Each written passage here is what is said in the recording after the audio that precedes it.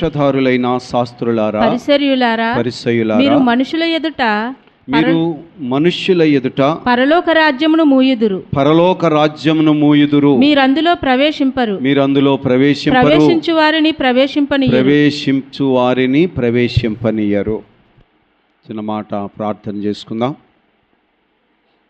కృప కలిగిన మా తండ్రి, పరిశుద్ధుడా మా ప్రభు యేసు స్వామి, నీకు వందనాలు, స్తోత్రములు. ప్రభువా, శరీరాన్ని ధరించి మా అందరి విమోచన కొరకై ప్రభువా నరునిగా ఈ భూమి మీదకి అవతరించిన దేవుడవు, స్తోత్రములు, వందనాలు.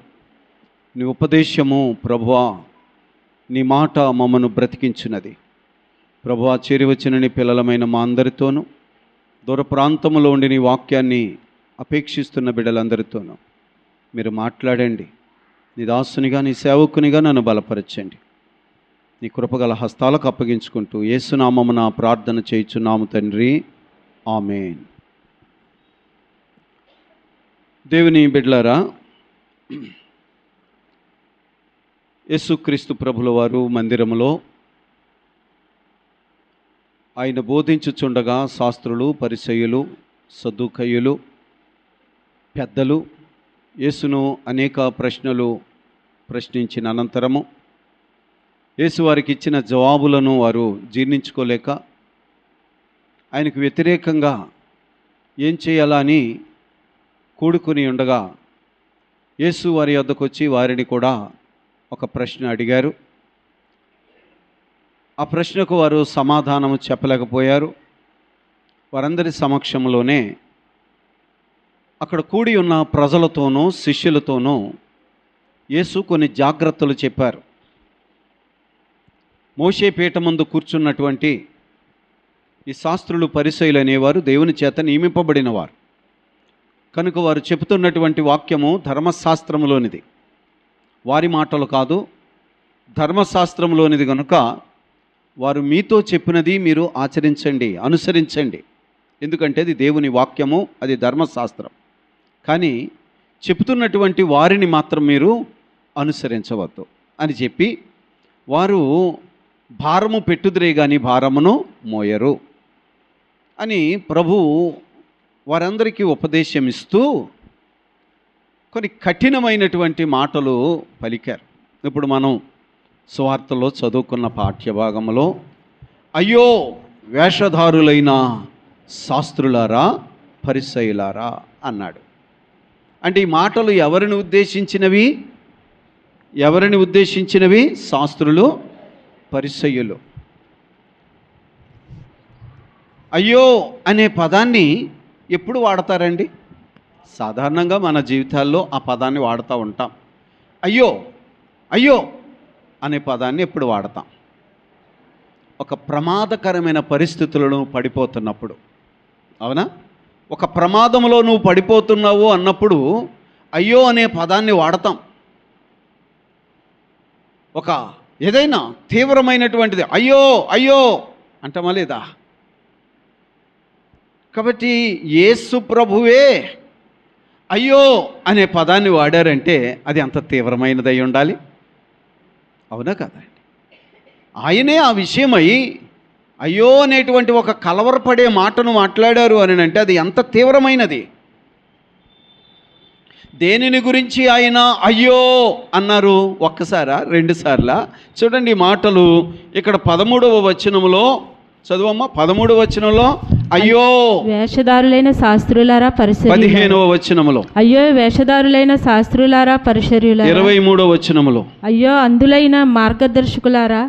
23వ వచనంలో అయ్యో వేషధారులైన శాస్త్రులారా, పరిసయ్యులారా. 25వ వచనంలో అయ్యో వేషధారులైన శాస్త్రులారా, పరిసయ్యులారా. 27వ వచనంలో అయ్యో వేషధారులైన శాస్త్రులారా. 29వ వచనంలో అయ్యో వేషధారులైన శాస్త్రులారా. ఎన్నిసార్లు అయ్యో అయ్యో అయ్యో అని యేసు ప్రభు వారు పలికిన మాట ఎందుకు? ఏమిటి అంత ప్రమాదకరమైనటువంటి స్థితి? ఎవరికి ఆ ప్రమాదకరమైన స్థితి చెప్పాలా? ఎవరికి ఆ ప్రమాదకరమైన స్థితి చెప్పండి? శాస్త్రులు, పరిసయ్యులకా? వేషధారులకు. ఇది మాకు కాదండి అని ఒకవేళ ఇది శాస్త్రులకు పరిశీలకండి, అంత మాత్రమే కాదండి. శాస్త్రులను పరిశీలన యేసయ్య ఏమన్నారు? అయ్యో వేషధారులైన వారలారా అన్నారు. అంటే గొప్ప ప్రమాదము, భయంకరమైన నిజము ఏమిటంటే వేషధారులైన వారు పరలోకమునకు వెళ్ళనీయరు, వారు వెళ్ళరు. ఎంత భయంకరమైన నిజమండి. ఒకసారి ఆ మాట మీకు అర్థమైందా లేదా? ఇప్పుడు చదువుదాం 13వ వచనము. అయ్యో వేషధారులైన శాస్త్రులారా, ఆ. పరిసర్యులారా, ఆ. మీరు మనుషుల ఎదుట పరలోక రాజ్యమును ముయ్యుదురు. మనుష్యుల ఎదుట పరలోకమును మూసేసేవారే వేషధారులంటే. వేషధారి, నీ వల్ల అనేక మందికి నష్టము, నీకును నష్టము. ఇలాంటి వాడిని అసలు ఏమనాలండి? మీరు ఆలోచన చేయండి. ఇప్పుడు కొంతమందిని తీసుకెళ్ళి చెరసాలలో పెడతారు.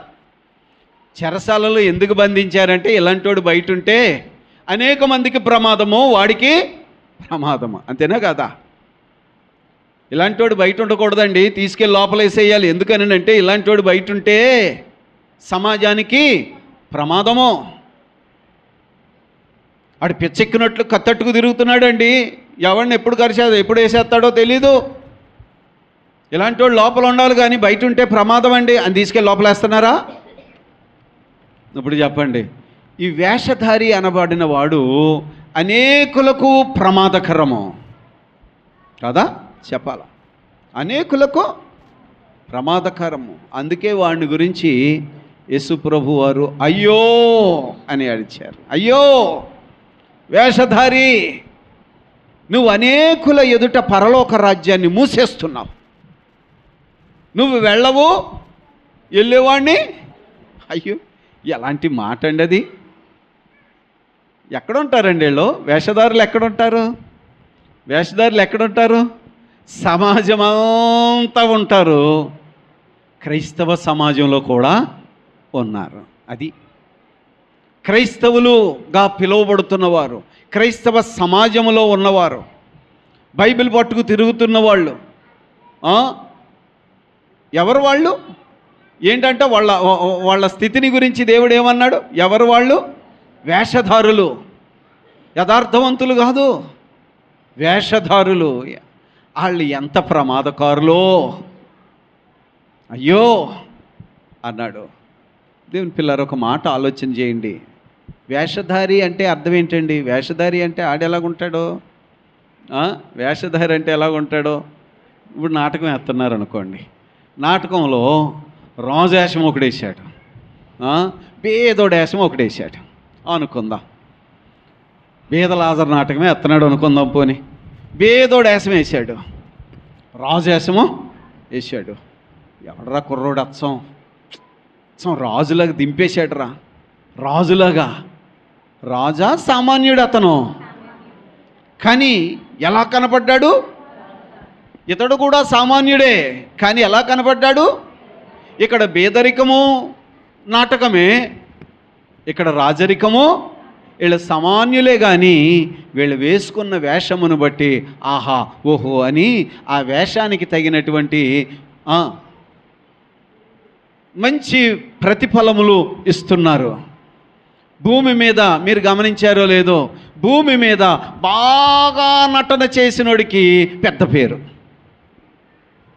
వేషధారులకు ఇక్కడ పెద్ద వేషధారి, నటభూషణ, నటశేఖర, విశ్వవిఖ్యాత నట కదండి. ఎవరికి అన్నీ చెప్పాలి మీరు?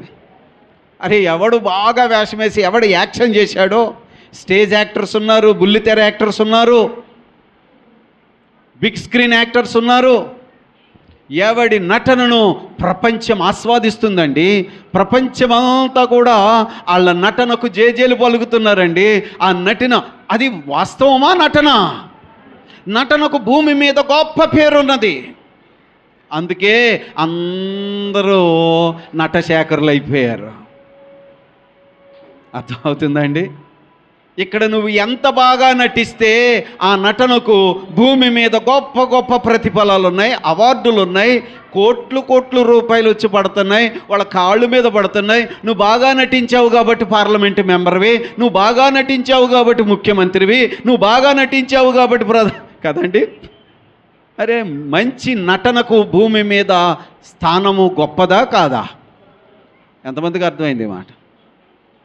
అందుకే అందరూ నటనను ప్రాక్టీస్ చేస్తున్నారు. ఎందుకంటే భూమి మీద నటనకు గొప్ప స్థానము. 100 కోట్లు ఇచ్చుకుంటున్నారు తెలుసా? నిజము జీవించినందుక, నిజముగా జీవించినందుక,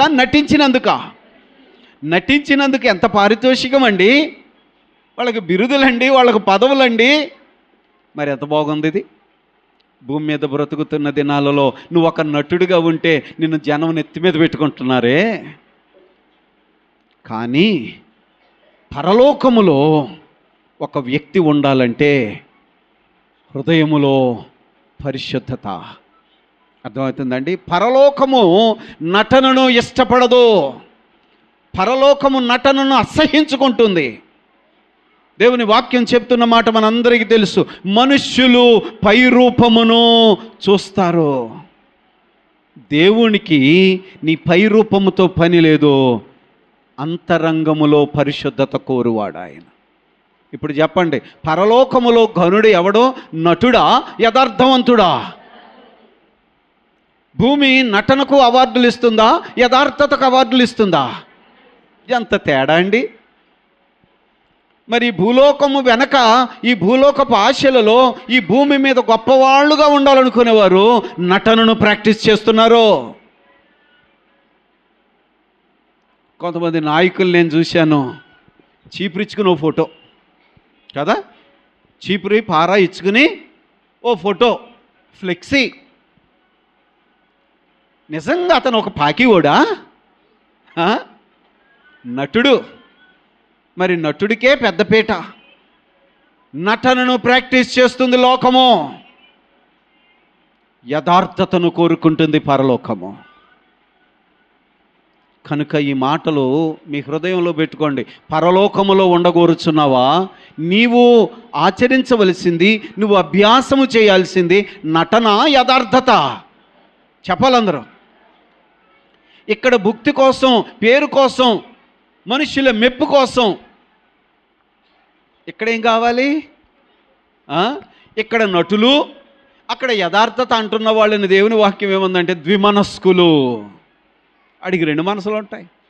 గుళ్ళోనేమో భక్తుడు, బయటేమో నటుడు. అది ఎంత భయంకరమైనటువంటి విషయం అండి. ఇప్పుడు ఈ నటులను గురించి దేవుడు ఏమన్నాడు తెలుసా? అయ్యో అన్నాడు. ఇప్పుడు అర్థం చేసుకోవాలి మేము.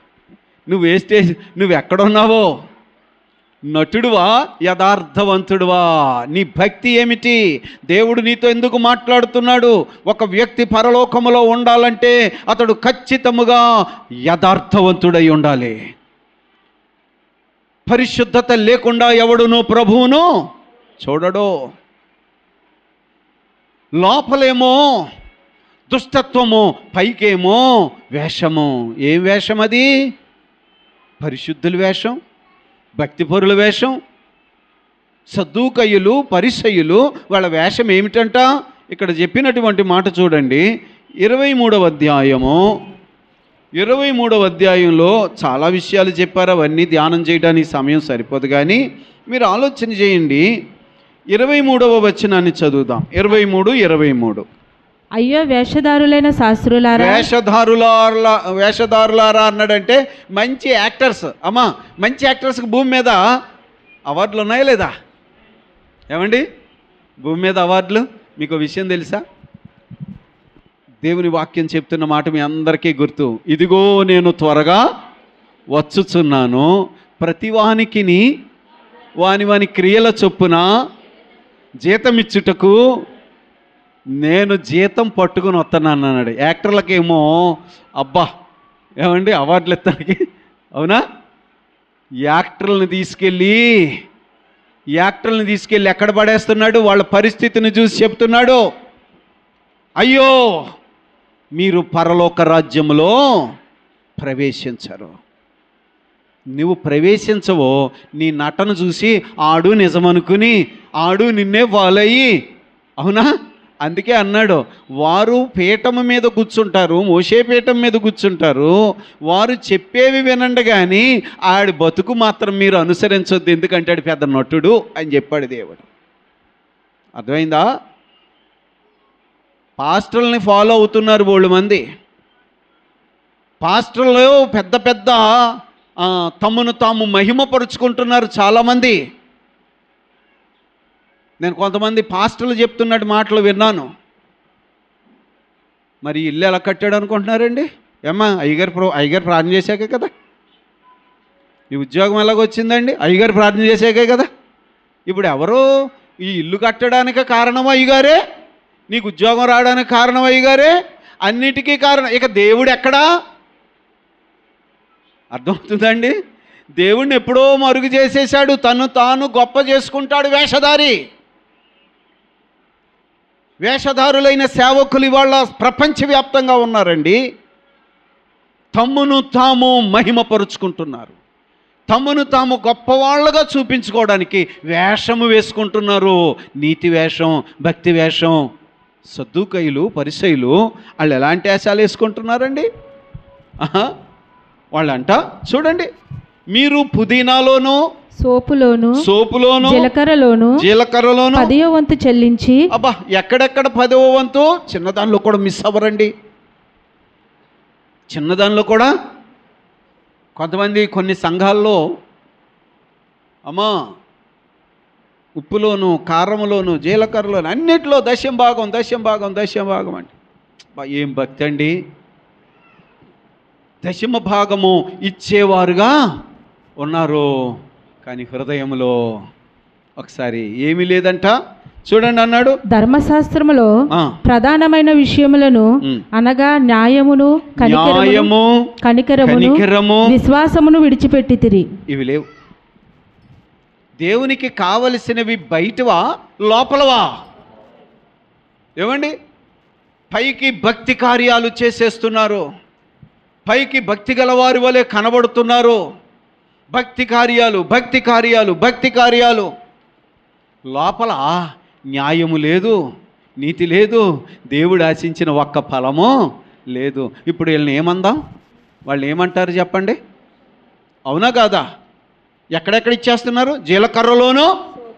అసలు అయ్యి బాబు, దేవుడికి ఇచ్చుటలో దేవుడికి ఏం కావాలి చెప్పండి? మొదట వీటిని మానక వాటిని చేయండి అన్నాడు దేవుడు. వీటిని మానేమనలే. కానీ గమనించండి, దేవునికి ఏమి కావాలో అది ఇవ్వగలుగుట యథార్థత.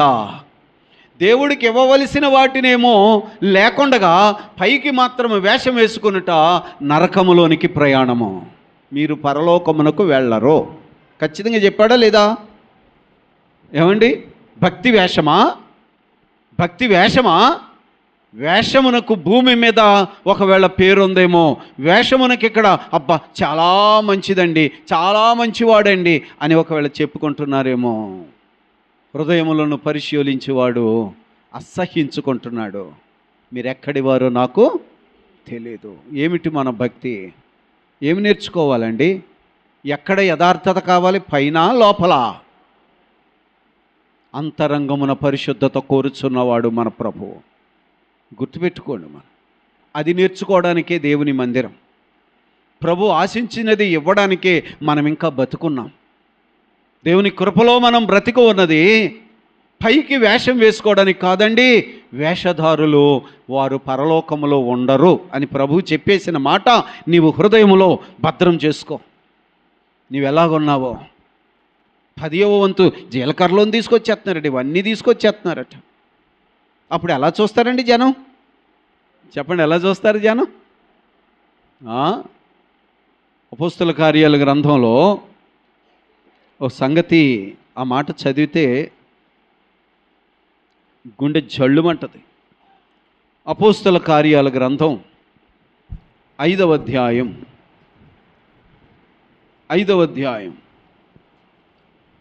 మొదటి నుంచి 4 వచనాలు చదువుతున్నాను. అను ఒక మనుషుడు తన భార్య అయిన సిప్పారుతో ఏకమై పొలమమ్మేను.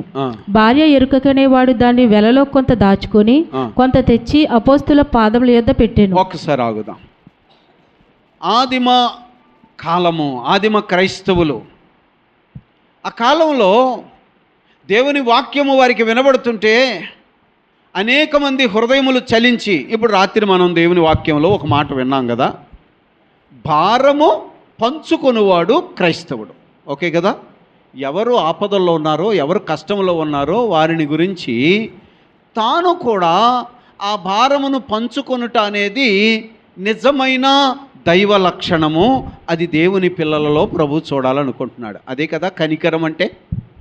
ఏమండి? న్యాయము, కనికరము దేవునికి కావలసినవి కదా. నీ పొరుగువాడు కష్టములో ఉన్నాడంటే ఆదుకొనుటకు నువ్వు అడ్డుపడాలి అనేది కదా దేవుడు నేర్పించాడు మనకి. అలాగే అక్కడున్న ఆదిమ క్రైస్తవులకు కూడా పరిశుద్ధాత్ముడు బోధిస్తే అనేక మంది, అయ్యా నేను కూడా వాడబడాలి, నేను కూడా వాడబడాలి, నేను కూడా వాడబడాలని వాళ్ళందరూనంట. చూడండి ఒక మాట 32వ వచనంలో రాయబడిన 4వ అధ్యాయం, అపోస్తుల కార్యాలు 4వ అధ్యాయం 32వ వచనం. విశ్వసించిన వారందరూ ఏంటి? ప్రభువు పరిశుద్ధాత్ముడు ఈ బోధకుల ద్వారా చెప్పబడిన మాటలు వారు విన్నారు, విశ్వసించారు. విశ్వసించిన వారందరూ ఏక హృదయమును ఏక ఆత్మయు గలవారై ఉండిరి. ఎవడును తనకు కలిగిన వాటిలో ఏదియు తనదని అనుకొనలేదు. వారికి కలిగినదంతయు వారికి సమిష్టిగా ఉండెను. ఇదియుగాక 34 చదువు. భూమిలైనను ఇండ్లు అయినను కలిగిన వారందరూ వాటిని అమ్మిన వాటి వెల తెచ్చి అపోస్తుల పాదముల యొద్ద పెట్టుచూ వచ్చిరి. వారు ప్రతి వానికి వాని అక్కర కొలది పంచిపెట్టిరు గనుక వారిలో ఎవరికి కొదవలేకపోయేను. ఒకసారి గమనించాలి. ఎవరికి పంచిపెట్టారు? తీసుకొచ్చి ఎవరికి పంచిపెట్టారు? అక్కరలో ఉన్న వారికి. అర్థమైందా అండి? క్రైస్తవ జీవితాన్ని ప్రారంభించారా లేదా? చెప్పాలి. మీరు ప్రారంభించారా? క్రైస్తవ జీవితానికి రుజువేంటి? రాత్రి చెప్పుకున్నాం. నువ్వు దేవునిని ప్రేమిస్తుంటే నీ పొరుగువానిని ప్రేమిస్తావు. పొరుగువానిని ప్రేమిస్తున్నావంటే నువ్వు అతని భారమును పంచుకుంటావు, మోస్తావు. ఇప్పుడు వాళ్ళందరూ ఏం చేశారట? ఇండ్లైనను భూములైనను కలవారు వాటిని అమ్మిన వాటి వెల తెచ్చి అపోస్తుల పాదముల యొద్ద పెట్టిరి. ఎందుకు పెట్టిరి? అది ప్రతివానికి వాని అక్కర కొలది, వారి అవసరతలలో అక్కరలో ఉన్న వారికి పంచి పెట్టడానికి వాళ్ళు ఇచ్చేశారు. అది రుజువు. అవునా కాదా? ఇచ్చేయాలని చెప్పాడు దేవుడు. నువ్వు నిజంగా నీ పొరుగువాడిని ప్రేమిస్తే, అయ్యో ఆపదలో ఉన్నాడు అని కౌరులు మాట్లాడి రావడం కాదు, ఇవ్వాలి అని చెప్పాడు. అలా స్పందించిన వారు తమకు కలిగిన వాటిని కూడా అమ్మిచ్చేశారట.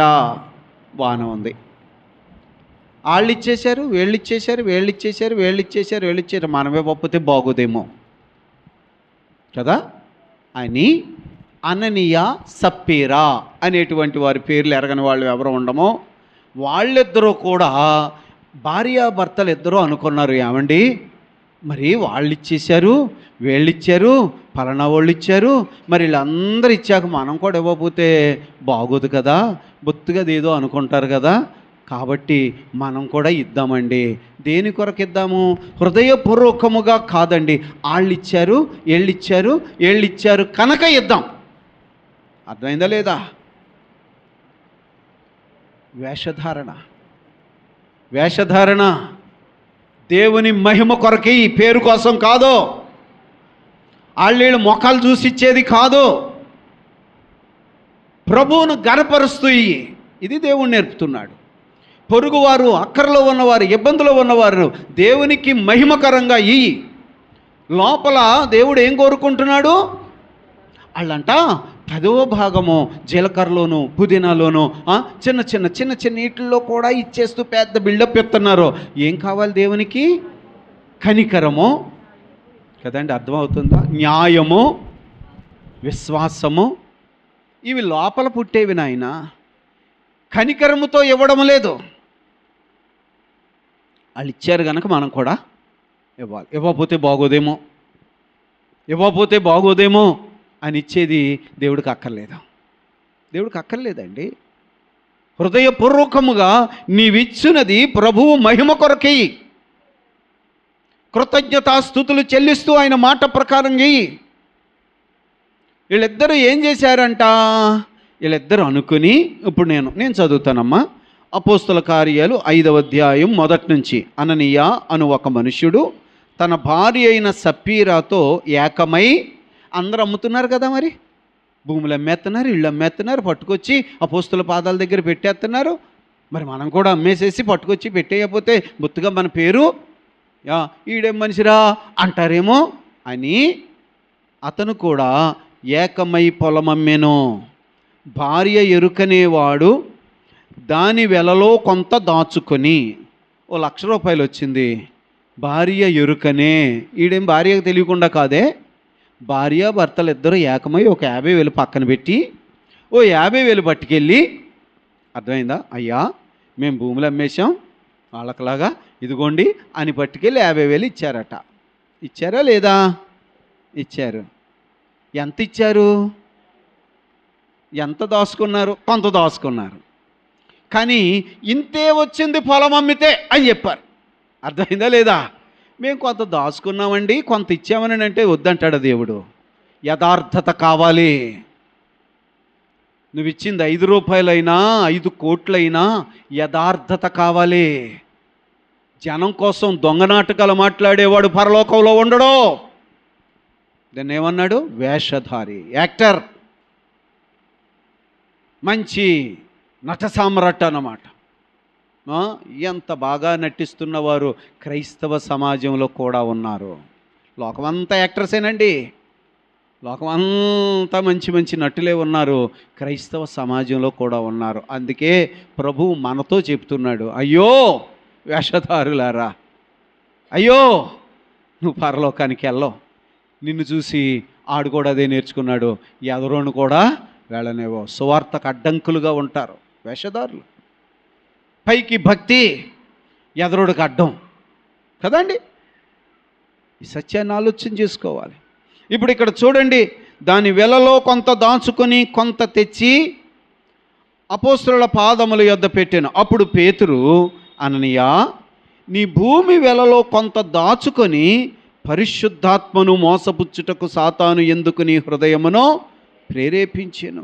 అది నీ యొద్ద ఉన్నప్పుడు నీదే కదా, అమ్మిన పిమ్మట అది నీ వశమై ఉండలేదా? సరే మాట. సరే, ఇతని స్టోరీ అయిన తర్వాత భార్య వచ్చిందంట.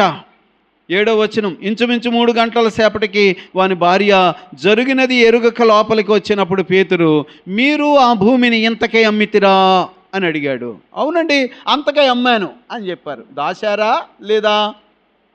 కానీ ఎంతకమ్మని చెప్పారు? 50,000 వచ్చిందండి, వచ్చిందంతా మీకు ఇచ్చేసానండి అన్నారు.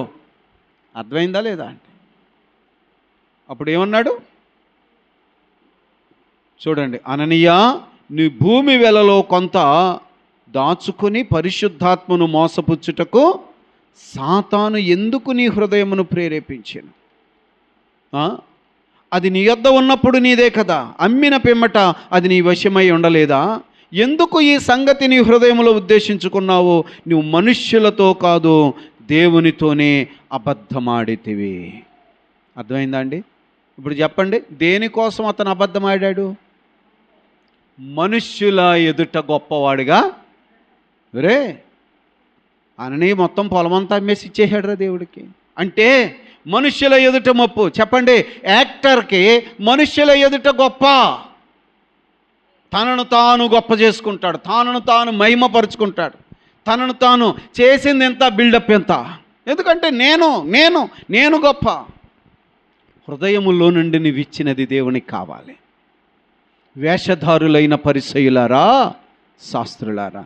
ఇప్పుడు అననీయ సప్పీర వేషధారులా కాదా? వేషధారులో కాదా? ఎవరిని మోసపుచ్చారు? నష్టం కలిగిందా, లాభం వచ్చిందా? ఏమి నష్టం వచ్చింది? వాళ్ళ ప్రాణాలే నష్టపోయారు. ఒక్కసారి గమనించాలి, దేవునితో అబద్ధమాడే జీవితమే వేషధారణ. అర్థమవుతుందండి? సమస్తము దేవుడు చూస్తున్నాడు. ఇవాళ క్రైస్తవ సమాజంలో అనేక మంది, ఎక్కువ మంది సాతాను చేత ప్రేరేపింపబడి తమను తాము మోసపుచ్చుకుంటున్నారు గనుకే అట్టి వారిని గురించి ప్రభువు కేక వేశాడు, అయ్యో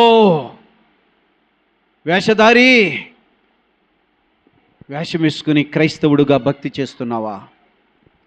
పై రూపము మెరుగుగా కనబడుతుందా, లోపల ఓటికుండా? సామెతల గ్రంథం 26వ అధ్యాయం 22వ వచనం, ఒకసారి ఆ మాట చూడండి. సామెతల గ్రంథం 26వ అధ్యాయం 22లో ఉన్న మాట చూడమ్మా. కొండెగాడి మాటలు, చూసారా? కొండెగాని మాటలు రుచిగల పదార్థముల వంటివి. ఎలా ఉంటాయి? కొండెగాడు అంటే ఎలా ఉంటాడు? ఎవడండి? ఆడెవడాడు? కొండెగాడు అంటే ఆడెవడు? ఇక్కడి మాటలు అక్కడ కొండి పెడతాడన్నమాట. అర్థమైందా? ఆడి మాటలు నమ్మేస్తావు, ఆడి మాటలు నమ్మేస్తావు, మనసు నిండా బాధెట్టేసుకుంటావు. ఆయనేమో తేలిక చేస్తూ ఉంటాడు, ఈ కొండగాడు వచ్చి నీ బరువును నింపేస్తూ ఉంటాడు. కాదా చెప్పండి? కొంతమంది ఫోన్లు ఖాళీ ఉండదు. ఇక ఫోనే ఫోను, వాళ్ళకు ఫోను, వీళ్ళకు ఫోను, వీళ్ళకు ఫోను, వాళ్ళ నింపేది చెత్తే, వీళ్ళ నింపేది చెత్తే, గుండె బోరువెక్కిపోతుంది. ప్రభువు ఏమో నీ హృదయమును తేలిక చెయ్యాలని ఆయన ఆశపడి, అమ్మా నీ హృదయములో మరి దేనికి చోటు పెట్టుకో, నా మాట నీ హృదయములో నింపుకో, నేను నిన్ను తేలిక చేస్తానంటే, అలాగే ప్రభు అని ప్రార్థన చేస్తా మాటలు వింటారు. ఎవరి మాటలు చెప్పాలా? ఎవరి మాటలు? నిన్ను మరణమునకు తీసుకెళ్లే మాటలు అవి. నీ హృదయాన్ని భారంతో నింపే మాటలు, నీ హృదయములో పగ కక్షను పెంచే మాటలు, అక్కర్లేని మాటలు. ఆ మాటలు నీ చెవిని పడటంతో నువ్వు బరువెక్కిపోయావు. చూసుకో, నువ్వు బరువెక్కిపోయావు. ఆ మాటలను ఏమన్నాడు తెలుసా? కొండెగాని, చదువమ్మా. అవి లోకడుపులోనికి, కొండెగాని మాటలు రుచిగల పదార్థముల వంటివి. రుచిగా వింటాయి. వింటుంటే ఇంకా ఏమన్నాడే, ఇంకా ఏమన్నది, మరి ఇంకా ఏమన్నది కదా, ఏదో అన్నదే, ఏదో అంటే దానికి ఇంకా ఏమన్నది, ఇంకానా ఎందుకులే బాబు, ఎందుకులే అని చెప్తే బాధపడతామని, ఎందుకులే అన్నదిలే, మరి అన్నదే. అయ్యి బాబోయ్, ఏం చేసేస్తారు వీళ్ళు? కొండెములు కదా, నాశనం చేసేస్తారు. భక్తి పొరులేనండి. వాళ్ళని గురించి అన్నాడు, కొండెగాని మాటలు రుచిగల పదార్థముల వంటివి, అవి కడుపులోకి దిగిపోతాయి. అబ్బా, ఎక్కడికి? లోపల కడుపులోకి దిగిపోతాయట. చెడు హృదయమును, చెడు హృదయమును, ప్రేమగల మాటలాడు పెదవులను కలిగి ఉండుట. ఏంటది? హృదయం ఎలాగా? హృదయము చెడు హృదయము కలిగి ప్రేమ కలిగిన మాటలు. అమ్మా, ఆ కొండగడి నీ దగ్గరకు వచ్చిందే నిన్ను మండించాలని, తెలుసా? నీ హృదయం మండిపోవాలని. ప్రేమ కలిగినోడంట, ప్రేమ కలిగిన వాడు తప్పిదమును దాస్తాడు. తెలుసా? నీకు అర్థమవుతుందా మాట? నిజముగా ప్రేమించేవాడు నీ హృదయములో ఈ మాట పడితే నువ్వు బాధపడతావని ఆ మాటలు దాస్తాడండి. నీ హృదయము బరువెక్కుట ప్రేమ కలిగిన వాడికి ఇష్టమో ఉండదు. శత్రువు ఏం చేస్తాడంటే యాసం వేసుకుని వచ్చి నీకు స్నేహితుల్లాగా, నీ స్నేహితులాగా నీ మధ్య కొండము పెట్టడానికి, నీ హృదయమును బరువుతో నింపడానికి చెడు హృదయము కలిగి, అది అక్కడ రాసిన మాట. ఏం రాసింది? చెడు హృదయమును ప్రేమగల మాటలు. రెండు ఉన్నాయా లేదా? ఇప్పుడు దీన్ని ఏమందాం? వేషధారణ అంటే అదే. లోపల అజితేంద్రియములో, పైనేమో అబ్బా నీట్గా తోమేశాడు. పరిసయ్యులారా, శాస్త్రులారా, ఈ క్వాలిటీస్ అన్నీ కూడా ఇవాళ అనేక మంది క్రైస్తవ సమాజంలో ఉండి భక్తి చేస్తున్నారు. పరలోకంలో ఉంటారా, నరకంలో ఉంటారా? మీరు అందరూ ముక్తగా అంటుందో చెప్తే మీకు అర్థమైంది అనుకుంటాను. ఏమండి? నువ్వు చాలా మంచి నటుడువు కాబట్టి పరలోకంలోకి రా అంటాడా? చెడు హృదయముతో పైకి మంచి మాటలు మాట్లాడుతున్నావా? ప్రేమ కలిగిన మాటలు మాట్లాడుతున్నావా? లెక్కలేని ముద్దులు పెట్టేస్తున్నావా? నాటకం ఆడుతున్నావా? ఎక్కడుంటావు? చెప్పాలి, ఎక్కడుంటావు? ప్రమాదం కదా. భయంకరమైన ప్రమాదం కదా. నీ భక్తి నీకు ఇచ్చే ఫలము పరలోకం అగ్నిగుండం అయితే ఏమి ఫలమో జాగ్రత్తగా వినండి.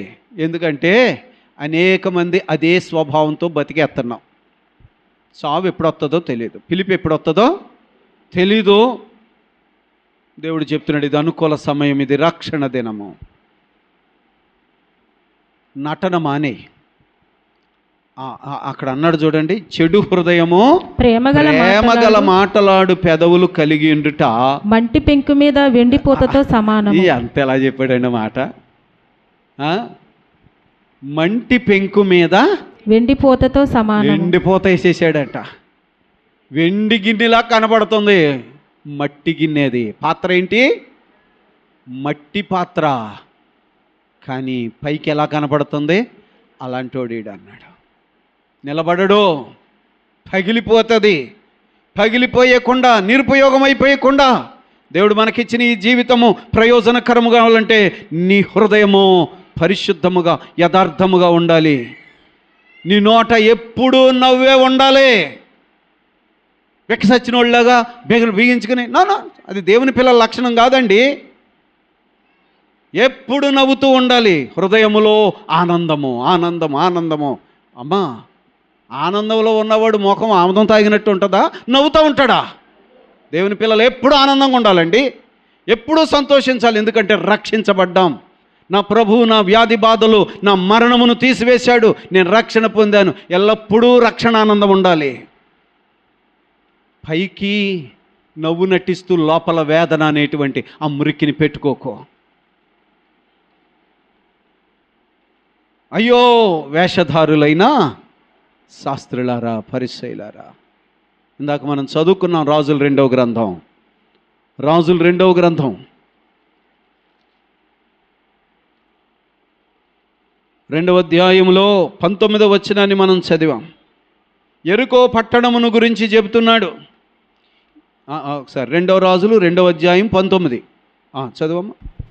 అంతటా పట్టణపు వారు, ఈ పట్టణమున్న చోటు రమ్యమైనదని. అది యెరికో పట్టణము. ఆ పట్టణపు వారు అంటున్నారు, ఈ పట్టణమున్న చోటు రమ్యమైనది అని. మా ఏలినవాడైనా నీకు కనబడుచున్నది గాని నీళ్లు మంచివి కావు, అందుచేత భూమియు నిస్సారమై ఉన్నదని ఎలీషాతో అనగా. చూడ్డానికి ఎలా ఉంది ఆ పట్టణము? రమ్యమైనదిగా ఉన్నది. చూడడానికి పై రూపము రమ్యమైనది, లోపల నీళ్లు రుచి కలవని కాదు, అది విషముతో సమానంగా ఉన్నాయి. అమ్మా, అర్థమవుతుందా? పై రూపం ఎలాగుంది? ఆ ఊరు చూస్తే ఎలాగుంది? ఆ వ్యక్తులు చూస్తే ఎలాగున్నారు? ఊరు అంటే దాని అర్థం ఏంటండి? ఊరంటే దాని అర్థం ఏంటి? దేశం అంటే మట్టి కాదు, ఊరంటే మట్టి కాదు, మనుషులు. అర్థమవుతుందా? మనుషులందరూ కూడా బాగున్నట్టు కనబడుతున్నారు, కానీ ఒక్క హృదయము కూడా బాగోలేదు. ఎక్కడ చూసినా అలాగే ఉన్నారండి. మీరు అనుకోవచ్చు, ఆడు కోట్లు సంపాదించాడు, ఆడు అది సంపాదించాడు, ఇది సంపాదించాడు, ఆహా ఓహో, తెల్ల వస్త్రాలు లెనిన్ కాటన్ వేసుకుని, పెద్ద బ్రాస్లెట్ వేసుకుని, మెళ్ళో అది ఇది వేసుకుని దిగుతూ ఉంటే, పులుగోరు వేసుకుని దిగుతుంటే, అబ్బో, ఆడు హృదయం ఎలాగుంటుందంట? అర్థమవుతుందండి? కాముకత్వము, పనికిమాలినతనాలు, పనికిమాలిన మోసాలు, అబద్ధాలు కెమెరాలు పెట్టి పట్టేసుకుంటున్నారు వాళ్ళని. అప్పుడు వీడు పదవులో ఉంటాకి లేదు, వీడు ఎమ్మెల్యేకి రాజీనామా అరే నాయన, నువ్వు వాడికి ఓట్లు వేసావు ఎందుకు? ఏం చూసి? పైకి చూస్తే రమ్యముగా ఉన్నది, లోపల చూస్తే విషము ఉన్నది. దేవుని వాక్యం చెప్తుందండి. ప్రవక్త అయిన ఎలీషాతో ఆ పట్టణపు వారు చెప్పినప్పుడు ఎలీషా ఏం చేశాడట? 20వ వచనం. అతడు కొత్త పాత్రలో ఉప్పు వేసి నా యొద్దకు తీసుకుని రండని వారితో చెప్పెను. వారు దాన్ని తీసుకుని రాగా అతడు ఆ నీటి ఊట యొద్దకు పోయి అందులో ఉప్పు వేసి, యెహోవా సెలవిచ్చినదేమనగా, ఈ నీటిని నేను బాగు చేసి ఉన్నాను గనుక ఇక దీని వలన మరణము కలుగకపోవును, భూమియు నిస్సారంగా ఉండదు అనెను. కాబట్టి నేటి వరకు ఎలీషా చెప్పిన మాట చొప్పున ఆ నీరు మంచిదై ఉన్నది. ఆ పట్టణములో నీరు మంచిదైపోయింది. దేన్ని బట్టి అట చెప్పాలి? దేన్ని బట్టి? అమ్మా ఎలీషా గారు వేసిన ఉప్పును బట్టి కాదు కాదు, అది ఇవాళ చాలామంది చెప్పుకుపోతున్నారు. నేను ఇచ్చిన నూనెని రాసుకుంటే, నేను ఇచ్చిన కర్చీఫ్ అమ్ముకుంటే, కర్చీఫ్ కదండి. ఎలీషా గారు ఏం వేశారు అక్కడ? ఉప్పు నీటిని మంచిదిగా చేసిందా? మరి ఏది మంచిదిగా చేసింది చెప్పండి. అక్కడ ఏమన్నాడు ఆయన? ఏమన్నాడు తెలుసా? యెహోవా సెలవిచ్చినదేమనగా ఈ నీటిని నేను బాగు చేసి ఉన్నాను కదా. అర్థమైందా? దేవుని వాక్యము, ప్రభువు సెలవిచ్చినదేమనగా ఈ వ్యక్తిని నేను బాగు చేశాను. అమ్మా పాస్టర్ గారు పదే పదే చెప్తే ఎవడు మారడం. ఆ పాస్టర్ గారి వల్ల నేను మారిపోయానని ఎప్పుడు ఎవడో చెప్పడానికి అర్హత లేదు. ఎందుకంటే మన హృదయములను బాగు చేసేది ఆయన వాక్కు. అక్కడ నీటిని బాగు చేసింది ఆయన వాక్కు. అర్థమవుతుందా లేదా? ఉప్పు కాదు. ఉప్పు ఒక సాధనము. అర్థమైందా లేదా? ఉప్పు ఒక సాధనము. ఇక్కడ దైవజనుడు ఒక సాధనమే కానీ ఒక వ్యక్తి హృదయమును మార్పు తీసుకొచ్చేది, బాగు చేసేది, అతనిని నీతిమంతునిగా చేసేది దేవుని వాక్యమే. ఆ వాక్యమునకు హృదయములో చేర్చుకోనందువల్ల పైన మాత్రము రమ్యము, లోపల చేదు జీవితము, దుష్టత్వము. ఆయన మాటకు స్వీకరించండి. అయ్యో పరిసయ్యులారా, శాస్త్రులారా. 32వ కీర్తన చదివాం మనం ఇవాళ.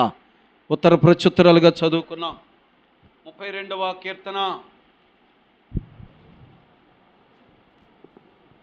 తన అతిక్రమములకు పరిహారమునందినవాడు, తన పాపమునకు ప్రాయశ్చిత్తమునందినవాడు ధన్యుడు. యెహోవా చేత నిర్దోషి అని ఎంచబడినవాడు. చెప్పాలక్కడ ఆ మాట కోసమే. ఆత్మలో కపటము లేనివాడే యథార్థవంతుడు. అంతేనా? ఆత్మలో కపటము ఉంటే నీ గుండె బరువుగా ఉన్నది. కపటము ఉన్నది కనుకే నీ నోటిలో నవ్వు లేదు, నీ హృదయము తేలికగా లేదు. ఏదో పోగొట్టుకున్నావు. ఎస్, నువ్వు పోగొట్టుకున్నావు. అది తిరిగిచ్చే ప్రభువు దగ్గరికి వెళ్ళు. ఆలోచన చేయండి. నీ సొంత ఆలోచన, నీ సొంత ప్లాన్ దేవుని వాక్యానికి చోటివ్వదు. వారు తమ హృదయములలో దేవునికి చోటియ్య నొల్లకపోయిరు గనుక భ్రష్ట హృదయమునకు దేవుడు వారిని అప్పగించేనని రాసి ఉంటుంది. మొదటి రోమాపత్రిక 1వ అధ్యాయం 28వ వచనంలో మాట ఉంటుంది. రోమాపత్రిక 1వ అధ్యాయము 28వ వచనం. మరియు వారు తమ మనస్సులో దేవునికి చోటియ్య నొల్లకపోయిరు గనుక దేవుని వాక్యమునకు చోటియ్యలేదు. వింటున్నారు, వచ్చారు, విన్నారు, వెళ్ళారు, ఇలా చాలా కాలం బట్టి అయిపోతుంది. అనేక క్రైస్తవ సమాజాల్లో ఇదే జరుగుతుంది. వారు తమ మనస్సులో దేవుని వాక్యమునకు, దేవుని మాటకు, దేవునికి చోటియ్య నొల్లకపోయిరి గనుక చెయ్యరాని కార్యములు చేయుటకును, దైవ వ్యతిరేకమైన జీవితములు చేయుటకును దేవుడు భ్రష్ట మనసుకు వారిని అప్పగించెను. అప్పుడు వాళ్ళ మనస్సు ఏం చెప్పండి? పైకేంటి? పైకేంటి? భక్తి జీవితం. అయ్య బాబాయ్, ప్రార్థన, భక్తి జీవితము. నిన్ను నీవు ఒక్కసారి ఆలోచన చేసుకో. ఆ నీళ్లు చేదు, ఆ నీళ్లు విషము. యెహోవా వాక్కు సెలవిచ్చినదేమనగా దేవుడి నీటిని బాగు చేశాడు. ఇక మళ్ళా ఇప్పటికీ ఎప్పటికీ కూడా ఆ నీరు మంచిదిగానే ఉన్నది. నీ హృదయమును బాగు చేసేది దేవుని వాక్యము. నువ్వు వచ్చావు, చాలా కాలం బట్టి మందిరంలో ఉన్నావు, సంతోషమే. బయట ఉన్న వాళ్ళ కంటే నువ్వు కొంత మెరుగే. కానీ నువ్వు కూడా వేషధారిగా ఉంటే, పోనీ వాళ్ళేదో వేషం వేసి బతికేస్తున్నారు, నువ్వు కూడా వేషధారిగా ఉంటే ఎంత భయంకరము. అగ్నిలో పడవలపచ్చు వస్తుంది. దేవుడు అన్నాడు, ఆత్మలో కపటము లేనివాడే ధన్యుడు. హృదయమును చూస్తున్న దేవుడు నీ స్థితిని పరలోకములోకి తీసుకెళ్ళడానికి, నీ హృదయమును కడగడానికి దేవుడు తన కొడుకును పంపాడు. యేసు రక్తము ప్రతి పాపము నుండి మనలను పవిత్రులనుగా చేయును. ఆ రక్తం ఇవాళ మనకు అందుబాటులో ఉంది. ప్రభువు అందుబాటులో ఉన్నాడు. ఆయన వాక్యం అందుబాటులో ఉంది. స్వీకరించు, నమ్ము, ప్రభువా నన్ను కడుగు నాయనా, నా హృదయము కడుగు నాయనా అని నిజంగా నువ్వు అడుగు. దేవుడు తన వాక్కు చేత నేను బాగు చేస్తాడు. బాగు చేస్తాడో ఇది ఆయన ఇచ్చిన మాట. అలా కాదండి, నేనేదో రకంగా తిప్పలబడిపోతానంటే నీ తిప్పలన్నీ అక్కడికే అగ్నిలోకి పోతావు. ఎందుకంటే ఆత్మలో కపటము లేనివాడు ధన్యుడు. కపటము కలిగి పైకి వేషం వేసుకున్నవాడు ఆడో ఎల్లడో, ఆడు ఎల్లనివ్వడు కూడా. అర్థమైందండి ఆ మాట? తీవ్రవాది లాంటివాడు అన్నమాట. ఇలాంటివాడు బయట ఉండడం కంటే లోపలేసేయడం మంచిది, అంతేనా కదా? అయినా కనికరం కలిగిన దేవుడు మారతావేమని నీకు అవకాశం ఇస్తున్నాడు. సద్వినియోగం చేసుకుందాం, ధన్యులమవుదాం. దేవుడి పరిశుద్ధ వాక్య భాగము మనకు దీవెనకరముగా దయచేయనుగాక. ఆమేన్.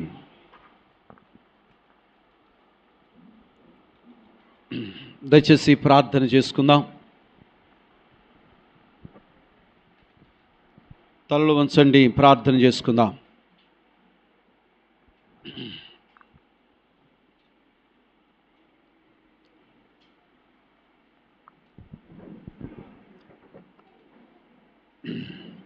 ప్రతి ఒక్కరు కూడా దేవుడు నీతో మాట్లాడాడు గనుక నువ్వేమై ఉన్నావో ఆయనకు తెలుసు, నీకు తెలుసు. ఆయనకు తెలుసు, నీకు తెలుసు. మిగిలిన వాళ్ళకి తెలియాల్సిన పని లేదు.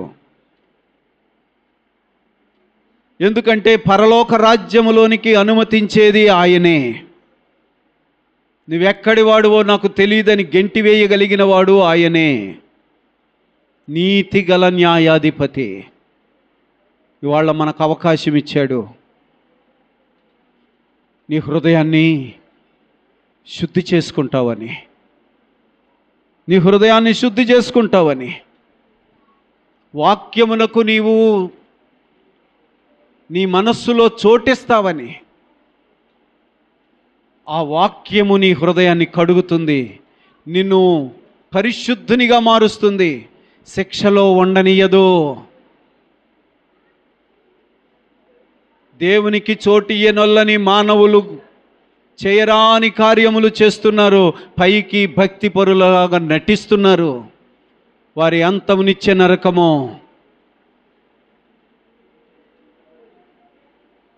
క్రైస్తవ సమాజంలో ఉన్న ఓ మానవుడా, నీ హృదయమును చూస్తున్న దేవుడు నీతోనే మాట్లాడుతున్నాడు. నీ హృదయములో వాక్యమునకు చోటియ్యవా? ప్రభువా, నా యందు నివసించి నా హృదయాన్ని బాగు చేయి నాయనా అని అడగవా? లోకమంతా కావాలా? లోకంలో ఉన్నవన్నీ అడుగుతున్నావు, ప్రాణం పోగొట్టుకుంటున్నావు. భక్తి వేషం వేయొద్దు, భక్తి వేషం వేయొద్దు, మోసపోతాం. ఆత్మలో కపటము లేనివాడే ధన్యుడు. పరలోక రాజ్యము వానిది.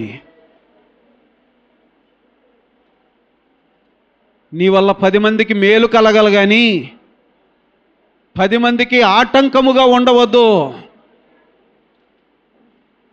లోకంలో 10 మందికి ప్రయోజనకరంగా లేని వ్యక్తులు లోకానికి పనికిమాలినోళ్ళు వీళ్ళని తీసుకెళ్ళిన జైల్లో పడేస్తున్నారు కదా.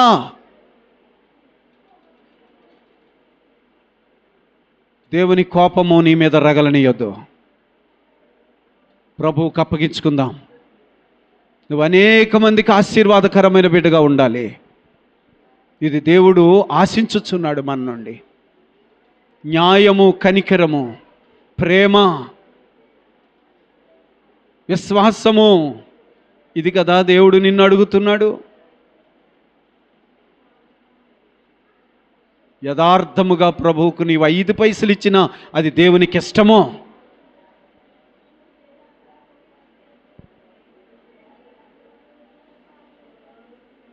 మనలను మనము సజీవ యాగంగా ప్రభువుకు అప్పగించుకుందాం. హల్లెలూయా, హల్లెలూయా, హల్లెలూయా, హల్లెలూయా. స్తోత్రం, స్తోత్రం, స్తోత్రం, స్తోత్రం. పరిశుద్ధుడా, పరిశుద్ధుడా, పరిశుద్ధుడా, మహోన్నతుడు అయిన మా తండ్రి, కృతజ్ఞతలు, స్తోత్రము, స్తోత్రము, స్తోత్రము, వందనాలు. ఈ రాత్రి మాతో మాట్లాడినందుకు నీకు వందనాలు ప్రభువా. అంతరంగములో పరిశుద్ధత కోరుచున్నావు నాయనా, నీకు స్తోత్రాలు. మనుషులు పై రూపమును మాత్రమే చూస్తారు. ఆ పై రూపమును మనిషి నటిస్తున్నాడు. పై రూపములో పరిశుద్ధుడుగా నటిస్తున్నాడు, మంచివాడుగా నటిస్తున్నాడు, మనుషుల మెప్పు కొరకు ప్రయాసపడుతున్నాడు, పేరు తెచ్చుకుంటున్నాను అనుకుంటున్నాడు, కానీ అతని పేరు జీవగ్రంథంలో లేదు. బేద లాజరు, అతనికి పేరు లేదు, అతనికి ఆస్తి లేదు, అతని శరీరానికి సౌందర్యం లేదు, కానీ తండ్రి రొమ్మున ఆనుకుని ఉన్నాడు. అతని హృదయము దేవునికి అంగీకారయోగ్యమైనది కదా. ధనవంతుడు ఒకడున్నాడు, అతని హృదయం అసహ్యంగా ఉన్నది, కానీ పై రూపము గొప్ప మెరుగుగా కనబడుతుంది. పెంకుకు వెండిపోత పూసినట్టు ఉన్నాడు, కానీ అతని హృదయ స్థితిని బట్టి అగ్నిలో యాతన పడుతున్నాడు. జ్ఞానాన్ని నేర్పాడు దేవుడు. ప్రార్థించుకుందాం, ప్రార్థించుకుందాం, ప్రార్థించుకుందాం. పరిశుద్ధుడు అయిన మా తండ్రి, కృపగలిగిన దేవా, రక్షకుడా యేసు నీకు వందనాలు. మా ప్రాణదాత నీకు వందనాలు. మాతో మాట్లాడినందుకు నీకు వందనాలు. మా హృదయ స్థితిని మాకు ప్రభు అని వాక్యము ద్వారా చూపిస్తున్నందుకు నీకు వందనాలు. మా హృదయములో వేదన బరువు ఉన్నది గనకే మా ముఖములో ఆనందం లేదు నాయన, మా ముఖములో నవ్వు లేదు నాయన. సంతోషించండి, ప్రభువునందు ఆనందించండి, ఎల్లప్పుడూ సంతోషించండి అన్నావు ప్రభువా. నవ్వు ముఖాలు ఎంత సంతోషము కలిగిన ముఖాలు. నీ పిల్లలు ఆనందంతో ఉండాలి. క్రైస్తవుల జీవితము ఎప్పుడూ వెలుగుతూ ఉండాలి. ఇది నువ్వు కోరుకుంటే ప్రభువా, పైకి వేషం వేసుకున్నారు కానీ హృదయంలో ఉన్న స్థితిని బట్టే ప్రభు నాయనా కనబడుతున్నాం. దయ చూపించండి, కనికరించండి, పరిశుద్ధత దయచేయండి. ఒకరిని ఒకరము ఒప్పుకొని, పాపములు ఒప్పుకొని క్షమాపణ పొంది నాయన ఒకరి బరువులో ఒకరు పంచుకు నిజమైన ప్రేమతో యథార్థముతో ప్రభు అని సన్నిధిలో కనబడితే మా కుటుంబము నిండా నవ్వే. హల్లెలూయా. ప్రభువానికి స్తోత్రం, స్తోత్రం, స్తోత్రం. నాయన బిడ్డలందరినీ బలపరచండి, సర్వసత్యములు నడిపించండి. కృతజ్ఞతా స్తోత్రాలు తెలియజేస్తున్నాను. మా ప్రార్థన అంగీకరించి ప్రతిఫలములు ఇచ్చి దీవించి ఆశీర్వదించుమని ప్రభు. అలాగే ఇదిగోనైనా పరీక్షలు రాస్తున్న బిడ్డలను బట్టి ప్రార్థన చేస్తున్నాను ప్రభు. అనారోగ్యము చేత నాయనా మరి గాయపడి ఆపరేషన్ చేయించుకుని ప్రభు నాయనా నీ కొరకు స్వస్థత కొరకు, సంపూర్ణ స్వస్థత కొరకు కనిపెట్టుకునిచున్న నీ బిడ్డను బట్టి ప్రార్థన చేస్తున్నాను ప్రభు. అలాగే నాయన ఇదిగో పరీక్షల కొరకు నాయన సిద్ధపడవలసిన కుమారుడు తండ్రి, నేను 10వ తరగతి పరీక్ష రాయను అంటున్నాను, మొండికేస్తున్న బిడ్డను బట్టి కూడా ప్రార్థిస్తున్నా ప్రభు. ఆ బిడ్డలను బలపరచండి, వారి ప్రార్థనలు అంగీకరించండి ప్రభువానికి స్తోత్రములు వందనాలు. బలహీనురాలుగా ఉన్నటువంటి నాయనా నీ కుమార్తె ప్రశాంతిని బట్టి కూడా ప్రార్థిస్తున్నా. దీవించు నాయన, బలపరచండి. ఇంకా నాయన మందిరములు అనేక మంది బిడ్డలు బలహీనులుగా ఉన్నారు ప్రభు, విడుదల దయచేయమని ప్రార్థిస్తున్నా నాయన. కంటనీరు తుడిచి నోటి నిండా సంతోషమివ్వమని ప్రార్థన చేస్తున్నా. నీ కృప, కనికరము, క్షేమము, సమాధానము సమృద్ధిగా మాకు అనుగ్రహించి నిండు హృదయముతో నిన్ను సేవించువారుగా మమ్మల్ని బలపరచుమని నీ కృపగల హస్తాలకు అప్పగించుకుంటూ మా ప్రార్థన అంగీకరించి ప్రతిఫలం ఇచ్చి దీవించుమని ఆయా తావుల్లో ఉండి యూట్యూబ్ ద్వారా నీ వాక్యాన్ని విన్నటువంటి బిడ్డలు వారును కూడా ప్రభువా మీరు దర్శించి వారి హృదయ భారము పూర్తిగా తీసివేసి ఆనందముతో నింపి ఆశీర్వదించుమని మా రక్షకుడు, మా ప్రభు, మాకు చాలిన దేవుడు, నిస్సముగా మమ్మను ప్రేమిస్తున్నా మా ప్రభు అయిన యేసుక్రీస్తు వారి ద్వారా మిక్కిలి వినయముగా స్తుతించి గణపరిచి వేడుకొనుచున్నాము తండ్రి. ఆమేన్. పరలోకమందున్న మా తండ్రి, నీ నామము పరిశుద్ధపరచబడుగాక, నీ రాజ్యం వచ్చునుగాక, నీ చిత్తం పరలోకమందు నెరవేర్చున్నట్లు భూమి యందును నెరవేరునుగాక. మన దినాహారము నేడు మాకు దయచేయము, మళ్ళీ అపరాధములు చేసిన వారిని మేము క్షమించిన ప్రకారం అపరాధములు క్షమించి మమ్మల్ని శోధనలంతే కా దుష్టు నుంచి తప్పించము. రాజ్యము, శక్తి, మహిమ నిరంతరము నీవే ఉన్నావు తండ్రి. ఆమేన్.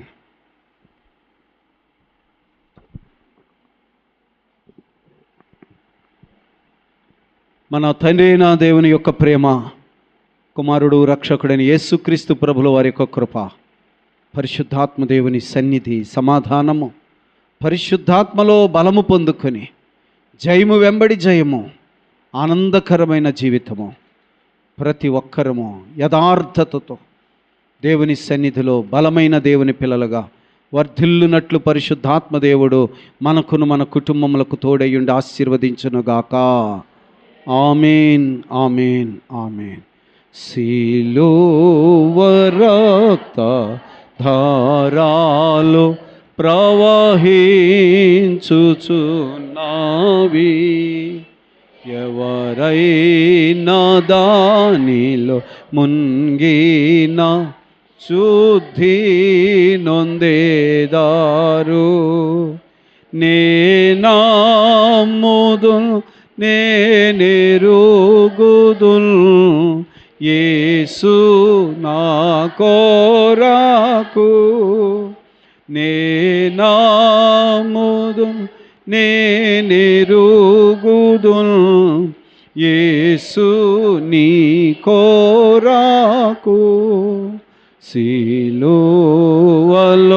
నా బలియాయే నన్ను రక్షింపాను.